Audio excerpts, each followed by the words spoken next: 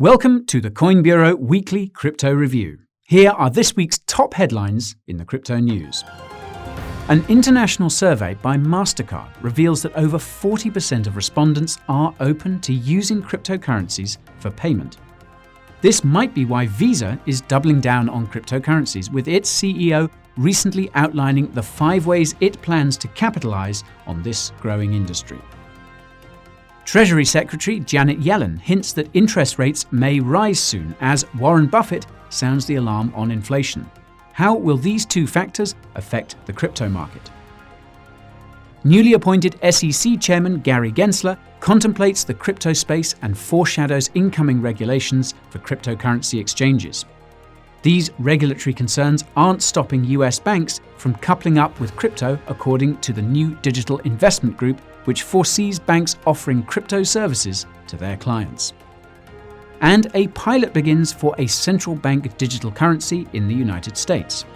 Why regular banks are more at risk than cryptocurrency. Remembering Bitcoin legend Hal Finney 7 years after his death. Who he was, who he might have been, and why you should know. NFT mania back on the rise as Chiliz jumps into the ring with UFC fan tokens, and Sotheby's auctions off the first cryptocurrency NFT ever created.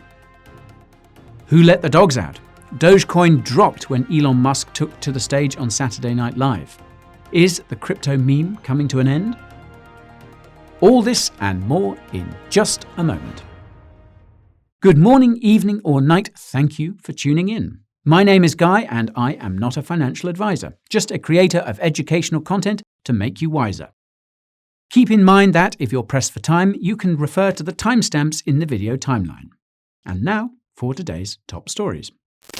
Mastercard's new Payment Index survey conducted earlier this year has revealed some very promising trends for the crypto market.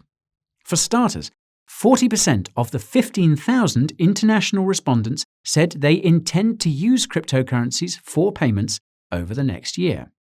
Almost 70% say they are more interested in cryptocurrency, and 75% agree that they would use cryptocurrencies if they understood them better.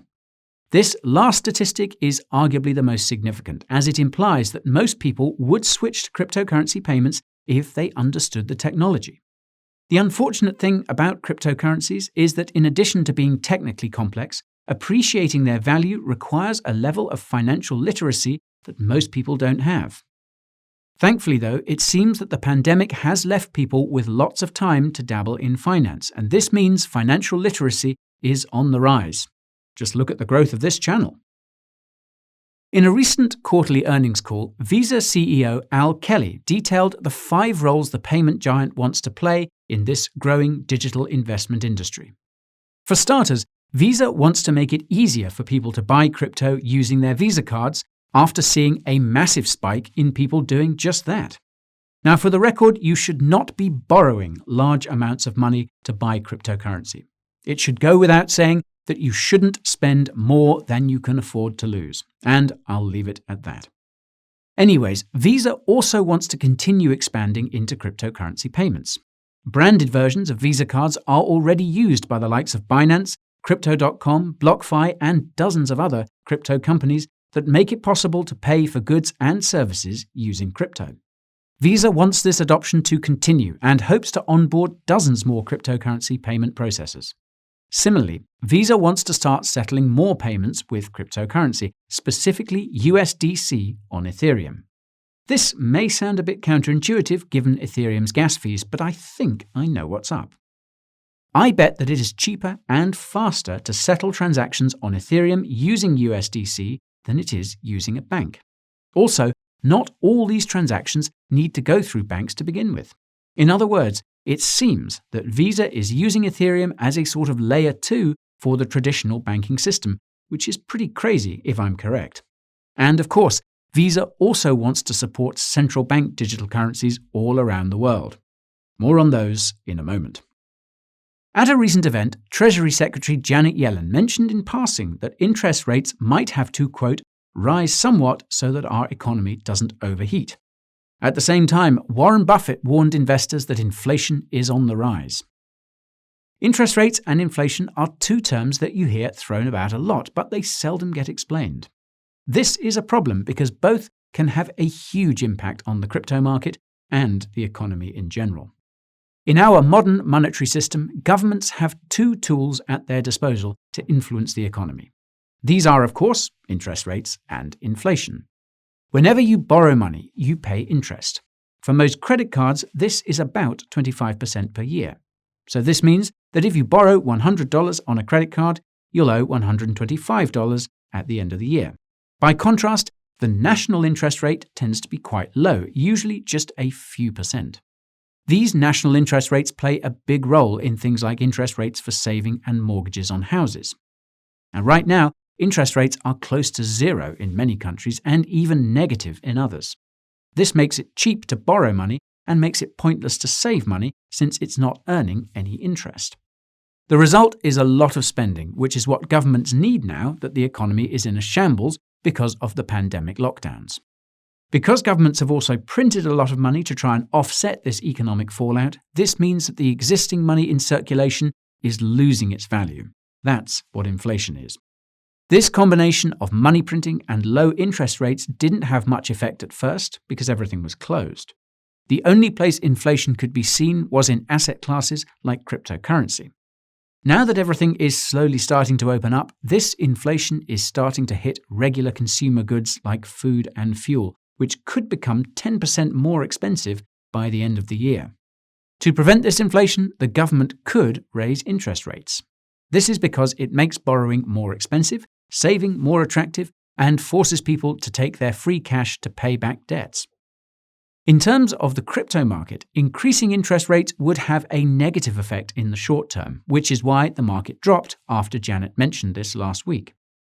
Conversely, inflation is good for cryptocurrency because, unlike fiat currencies, cryptocurrencies do a better job of holding their value. This is because most of them have a limited supply and limited inflation. A few days later, Janet clarified that interest rates will not be raised. This calmed the markets, and by that I mean the stock market reached another all-time high, along with many cryptocurrencies. The new chairman of the SEC, Gary Gensler, has taken note of the crypto market's recent growth and called for more regulatory clarity in a recent interview with CNBC. Specifically, he admitted that the US government doesn't currently have any comprehensive rules or regulations around cryptocurrency, and that this needs to be fixed. Regulatory clarity is something that a lot of people in the crypto space have been calling for, but the regulations the SEC and other acronym agencies have in mind aren't kind to the crypto mind. In addition to reporting transactions above a few $1,000s, US regulators want exchanges to connect cryptocurrency wallets to real-world identities, be they individuals or businesses. This is a problem for decentralized applications which have no physical locations. These regulations would also put a huge strain on centralized exchanges like Coinbase, which don't have the capacity to collect all this data. On the bright side, decentralized exchanges are slowly becoming more popular, most notably PancakeSwap, Thorchain, and Uniswap, which recently launched the third version of its DEX. Binance CEO Changpeng Zhao has said in the past that he foresees DEXs making centralized exchanges obsolete in the near future. Bitcoin thought leader Andreas Antonopoulos also says that any harsh exchange rules would be rocket fuel for the development of decentralized exchanges.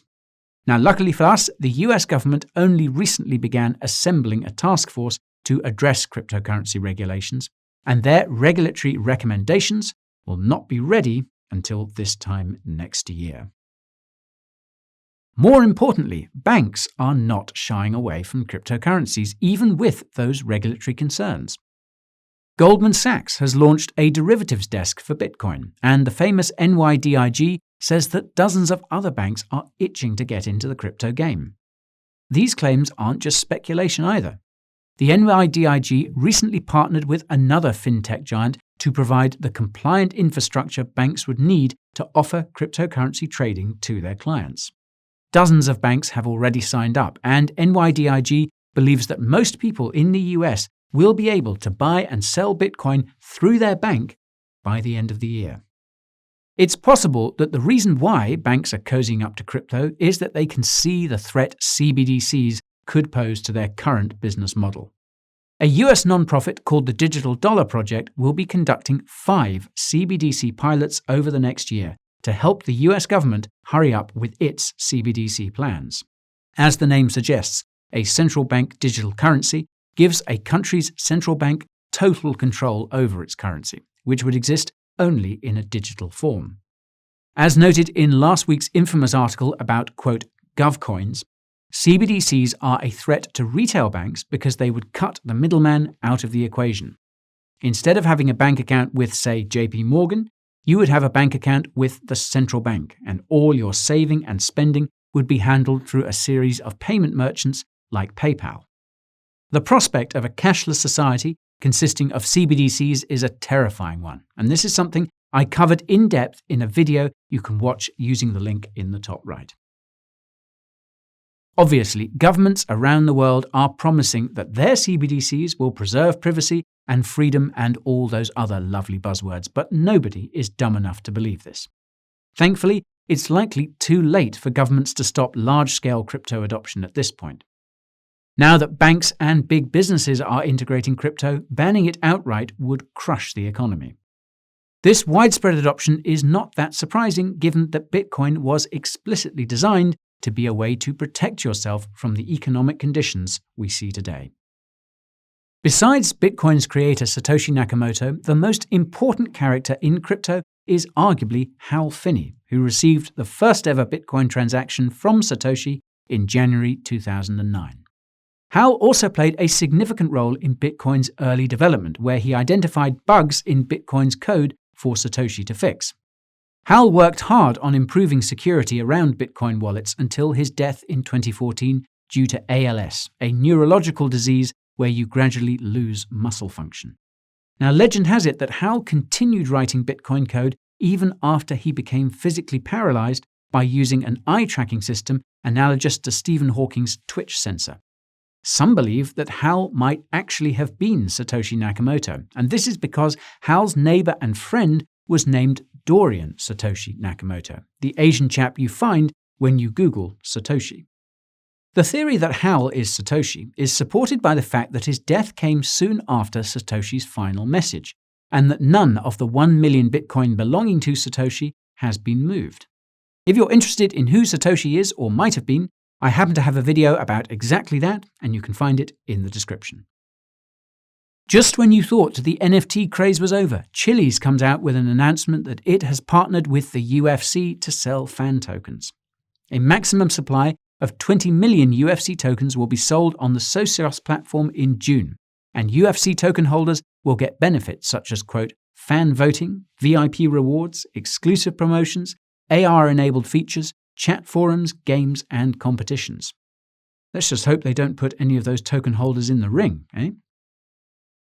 Many are wondering when we will start to see announcements for other sports leagues now that Chiliz has begun its expansion into the United States. Meanwhile, in New York, Sotheby's is preparing to auction off some of the first cryptocurrency NFTs ever created. The auctions will take place between June the 3rd and June the 10th and will feature the famous Quantum NFT by Kevin McCoy, which was minted in 2014 on the Namecoin blockchain, a now defunct fork of Bitcoin. It appears that Kevin had tried to sell the NFT for $7 million in March. Let's hope he has better luck this time around. Dogecoin has had no shortage of luck these days. Elon Musk shilled the Shiba a few times on Saturday Night Live, where he said Doge will go to the moon. The markets were apparently not in agreement, as Dogecoin dropped by nearly 30% and has been struggling to stay in the top 5 by market cap. A common saying in investing is to sell the news and buy the event. Not surprisingly, Dogecoin saw a huge run-up prior to the SNL skit and tumbled when everyone expected it to go to the moon. Investing in something just because you expect it to go up is one of the worst mistakes you can make in crypto. You can learn about some other common crypto trading mistakes by watching my video about it. The link is in the usual spot, top right if you forgot. Turning over to the markets now, we can see that volatility is the highest it's been for quite some time, with some cryptocurrencies seeing triple-digit gains while others collapse into oblivion. This week's biggest gainers were Shiba Inu, Telcoin, Bitcoin Diamond, Ethereum Classic, and Quantum. There's not much to say about Shiba Inu, given that its impossible price action is essentially due to nothing more than hype. Telcoin, on the other hand, has seen an explosion for two very good reasons. The first is the launch of its remittance service between Canada and the Philippines. The second is its migration to Polygon, the most popular Layer 2 on Ethereum. Tel's most recent price pump was predicted by the bull flag you can see here. Whether or not Telcoin can sustain this pump remains to be seen, and seems unlikely given the profit-taking as denoted by the candlestick wicks. Bitcoin Diamond and Ethereum Classic appear to be nothing more than accidental buys by inexperienced traders looking to invest in Bitcoin and Ethereum. That said, there is more to Ethereum Classic than meets the eye, and I'll be doing a deep dive on ETC later this week. I'm not entirely sure what caused Quantum's recent run-up, but what I can tell you is that it seems to be coming to an end. The Bollinger Band indicator, EMA, and RSI all suggest that QTUM is overextended. Zones of support to watch for in the short term are in the $22 and $19 range. If you want to learn how to do this sort of technical analysis, I have a few video tutorials that you can watch, and those are waiting for you in the video description. That's all for today's Coin Bureau Weekly Crypto Review. But what did you think of this week's crypto news? And do you like the suit? Drop me a comment and I will try to reply. Remember to leave me a like and a subscribe before you go, and follow me on my socials if you want to keep up with my crypto flow. My official Telegram channel will give you the daily updates you crave, and my weekly newsletter will give you the tips and tricks you need to know to stop being a wage slave. If you have some spare cash lying around, consider YOLOing it on some merch from the Coin Bureau merch store. Links to all these resources are in the video description. Thank you for tuning in, and I hope to see you again soon.